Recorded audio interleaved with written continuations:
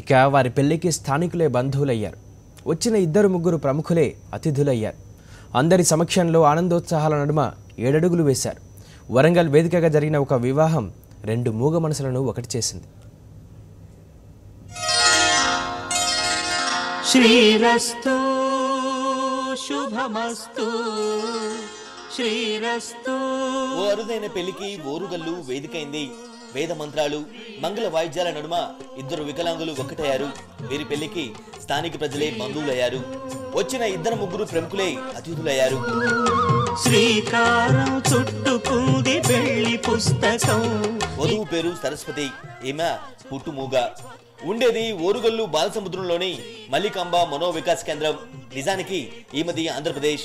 శ్రీకాకుళానికి చెందిన సరస్వతి 11 ఏళ్ల ప్రాయంలో ఇంటి నుంచి పారిపోయి హనుమకొండ చేరింది. అప్పట్లో అక్కడ ఓ పోలీసు అధికారి చేరదీసి బాలసముద్రంలోని మల్లికాంబ మనోవికాస్ కేంద్రానికి అప్పగించాడు. అప్పటి నుంచి సరస్వతి అక్కడే ఉంటూ పెరుగుతోంది. ఇక వరుడు పేరు నరేందర్. నివాసం ఉండేది కాజీపేటలోని బాపూజీ నగర్. ఇతను కూడా పుట్టుమూగ. అయితే వీరిద్దరిని కలిపింది మాత్రం ఆ వైకల్యమే. తనలాంటి వైకల్యం ఉన్న అమ్మాయినే వివాహమాడాలనే నరేందర్ బలమైన కోరిక ఈ పెళ్లికి బాటలు వేసింది. పెళ్లి ప్రయత్నాల్లో భాగంగా మల్లికాంబ మనోవికాస్ కేంద్రానికి వెళ్ళాడు నరేందర్. అక్కడ సరస్వతిని చూసి ఇష్టపడ్డాడు. అమ్మాయి కూడా అబ్బాయిని నచ్చింది. విషయాన్ని అక్కడ నిర్వాహకులు తెలపడంతో వీరిద్దరి మూగ మనసులు పెళ్లి ద్వారా కలిశాయి. జిల్లాకు చెందిన ఎన్ఆర్ఐ జ్యోతిరెడ్డి వీరి పెళ్లికి ముఖ్య పెద్ద. ఆమె కన్యాదానం చేసి వివాహం జరిపించారు. ఇలాంటి పెళ్లిళ్లు మరెన్నో చేయాలని కాంక్షించారు.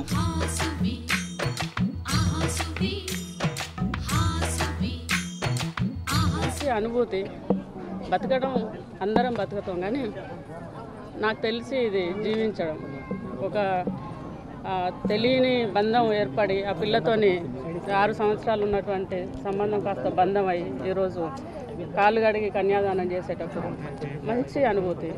కన్నులు పండుగ జరిగిన ఈ పెళ్లి వేడుక అందరినీ సరికొత్త అనుభూతి గుర్తు చేసింది. కరెస్పాండెంట్ శ్రీధర్, సాక్షి న్యూస్, వరంగల్ జిల్లా.